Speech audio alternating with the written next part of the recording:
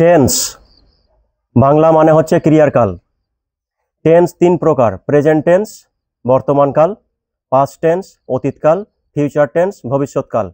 এই প্রত্যেকটা টেন্সকে আবার চার ভাগে ভাগ করা হয়েছে: indefinite, continuous, perfect, perfect continuous. Present indefinite সাধারণ বর্তমান। অ্যাফার্মেটিভের এটা হচ্ছে নিয়ম। প্রথমে আগে আলোচনা করি প্রেজেন্ট ইনডেফিনিটটা কি। 24 ঘন্টার মধ্যে যে ঘটনাগুলো অহরহ ঘটে সেগুলোই হচ্ছে প্রেজেন্ট ইনডেফিনিট, কিন্তু এখনই ঘটছে না। যেমন আমি স্নান করি, এখন করছি না, 24 ঘন্টার মধ্যে একবার দুবার করি। আমি ভাত খাই, আমি এখন ভাত খাচ্ছি না, কিন্তু 24 ঘন্টার মধ্যে দুবার তিনবার খাই। এরকম ঘটনাগুলো যদি বুঝাই তাহলেই ওটা হচ্ছে প্রেজেন্ট ইনডেফিনিট। নিয়মটা দেখো: 1 নম্বরে সাবজেক্ট, 2 নম্বরে অ্যামিজার, মেইন ভার্ব, অবজেক্ট, কমপ্লিমেন্ট।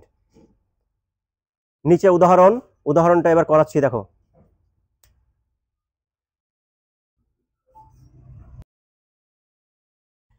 এই বাংলা বাক্যে তোমরা প্রথমেই খুঁজবে ক্রিয়া।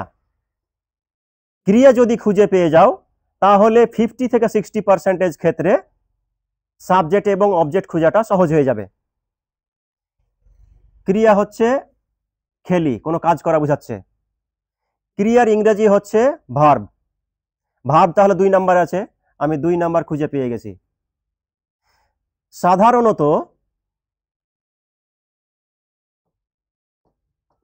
কে বা কারা সমান হচ্ছে সাবজেক্ট, কি বা কাকে সমান হচ্ছে অবজেক্ট। সাধারণত, আমি এই কথাটা বারবার সাধারণত বলছি, প্রধানত বলছি না, যে বারবার কে বা কারা দিয়ে কিন্তু সাবজেক্ট সবসময় পাওয়া যাবে না। ওই কারণে কে মাঠে ক্রিকেট খেলে, এখানে কি পাওয়া যাচ্ছে? আমি। তাহলে কে দিয়ে কি পাওয়া যায়? সাবজেক্ট। সাবজেক্ট তাহলে 1 নম্বরে আছে, সাবজেক্ট পেয়ে গেলাম। এবার কি বা কাকে দিয়ে, আমি মাঠে কি খেলি, এই যে খেলিটাকে কি দিয়ে প্রশ্ন করলে যেটা পাবো সেটা হচ্ছে অবজেক্ট।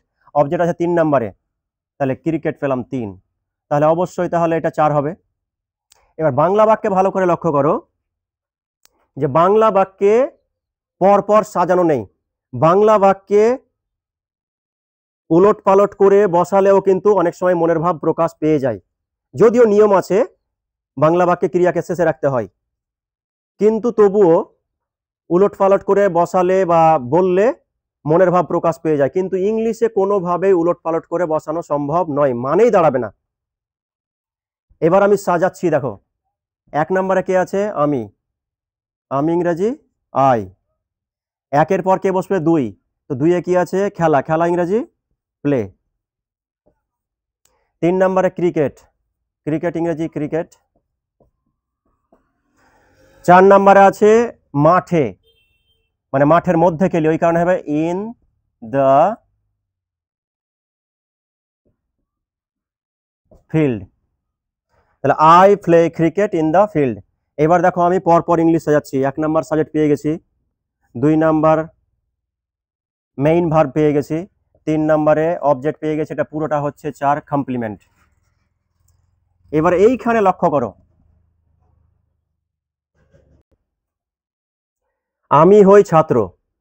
এইখানে দেখো হওয়া, কোনো কিছু হওয়া, এম ইজ আর কে সংক্ষেপে বি ভার্ব বলে। আয়ের পর এম বসে বলে এম বসিয়ে দিয়েছি। এখানে এ দিলে ভালো হতো, আই এম এ স্টুডেন্ট, আমি হই একজন ছাত্র। না দিলেও কোনো সমস্যা নেই। এখানে হওয়া বুঝাচ্ছে, এখানে মেইন ভার্ব নেই, এখানে করে বি ভার্ব আছে, বি ভার্ব হওয়া বুঝাচ্ছে। কিন্তু এইখানে লক্ষ্য করো, এখানে কি ছিল? খেলা। এখানে ছিল অ্যাকশন ভার্ব, মেইন ভার্ব। ওই কারণেই এখানে তুমি যদি আবার এই যে হই, কে বা কারা দিয়ে যদি তুমি এখানে খোঁজার চেষ্টা করো তাহলে তুমি কিন্তু এখানে ততটা ক্লিয়ার হবে না। কিন্তু অ্যাকশন ভার্বের ক্ষেত্রে এটা 50 থেকে 60% ক্ষেত্রে ক্লিয়ার হবে। এবার সবচেয়ে বড় প্রশ্ন হচ্ছে যে আয়ের পর এখানে এম বসালছি, আয়ের পর এখানে আমি এম বসাইনি কেন? এইখানে আয়ের পর অ্যাম এই কারণেই বসাইনি যে এখানে খেলা ইংরেজি চেয়েছে, এটা অ্যাকশন ভার্ব, কিন্তু ওখানে করে কোনো মেইন ভার্ব বা অ্যাকশন ভার্ব নেই, এখানে বি ভার্ব, কোনো কিছু হওয়া বোঝাচ্ছে। আমি হই আই অ্যাম, সে হয় হি ইজ, তুমি হও ইউ আর। সাবজেক্টকে এখানে আমরা উই বসিয়ে দিলাম, কারণ এর আগের উদাহরণে কি করে সাবজেক্ট খুঁজতে হয়, অবজেক্ট খুঁজতে হয় সাধারণত একটা হালকা আলোচনা করেছি। সাবজেক্টের পর কি চেয়েছে, অ্যামিজার অথবা মেইন ভার্ব, কিন্তু এখানে আমরা হই হওয়া কোনো কিছু বোঝাচ্ছে না, এখানে অ্যাকশন ভার্ব আছে ধরি, তাহলে অবশ্যই তাহলে মেইন ভার্ব, মেইন ভার্বটা হয়ে যায় ক্যাচ মানে ধরা। তারপরে কি ধরি, এই যে কি বা কাকে অবজেক্ট পাওয়া যায়, এই ক্রিয়াকে কি বা কাকে দিয়ে প্রশ্ন করলে অবজেক্ট পাওয়া যায়, ফিশ মাছ। কোথায় ধরি, নদীতে, ইন দ্য রিভার।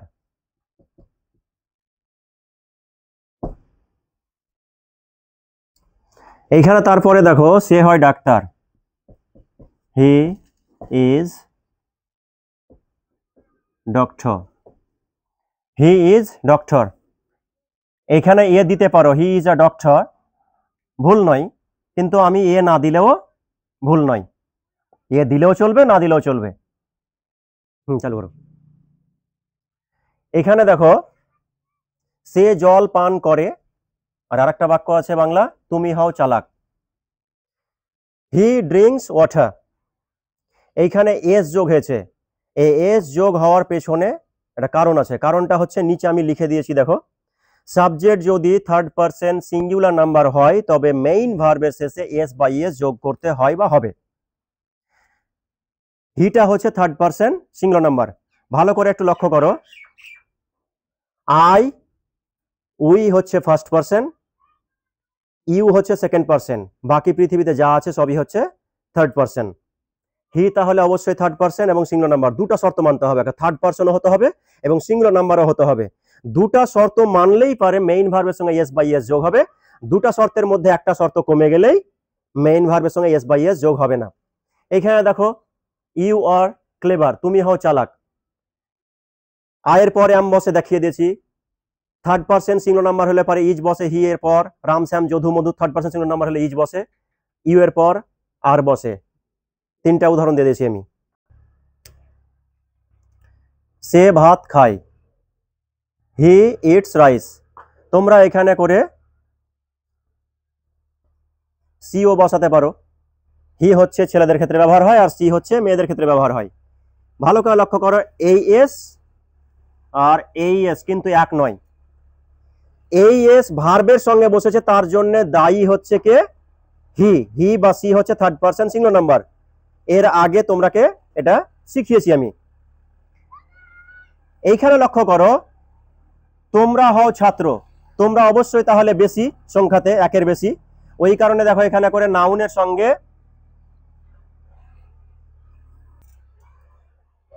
এই এস ব্যবহার হয়েছে একের বেশি ছাত্র, তাই মনে রাখবে এইখানে নাউনের সঙ্গে এস বা এস যোগ করে বহুবচন করা হয়, এখানে স্টুডেন্টের সঙ্গে এস যোগ বলে এস করেছি, কোনো জায়গাতে এসও যোগ করতে হতে পারে। আবার বলছি, এই এস আর এই এস কিন্তু এক নয়, এটা ভার্বের সঙ্গে এস যোগ হয়েছে, তার জন্য দায়ী বা কারণ হচ্ছে হি বা she third person singular number, আর এইখানে যেটা এস যোগ হয়েছে এটা নাউনের সঙ্গে এস বা এস যোগ করে বহুবচন করা হয়, বুঝতে পারলে? এইখানে এক জায়গাতে দেখো ইউ আর মানে তুমি হও বলছি, সেম জিনিসই ইউ আর মানে তোমরা বলছি, কি দেখা তাহলে বুঝবো, এখানে স্টুডেন্টের সঙ্গে এস নেই, মানে সিঙ্গুলার তুমি, সিঙ্গুলার এক বচন, আর এখানে তোমরা হও ছাত্র।